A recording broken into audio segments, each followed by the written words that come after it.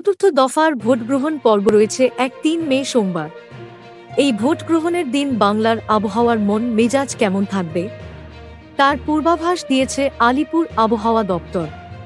কিছুদিন আগে তাপপ্রবাহের রক্তচক্ষু কাটিয়ে সদ্য বৃষ্টি সুখ পেয়েছে বাংলার বহু প্রান্ত, তবে এবার ধীরে ধীরে বৃষ্টির দাপট কমারও পূর্বাভাস দিয়েছে আবহাওয়া দপ্তর। দেখা যাক আবহাওয়ার পূর্বাভাস। উত্তরবঙ্গের আবহাওয়া।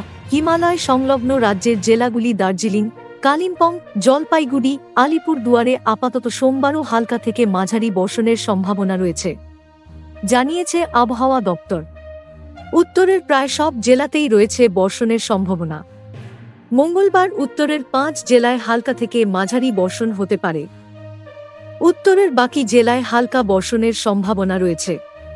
পরের দিন অর্থাৎ বুধবারও উত্তরবঙ্গে একই আবহাওয়া থাকবে।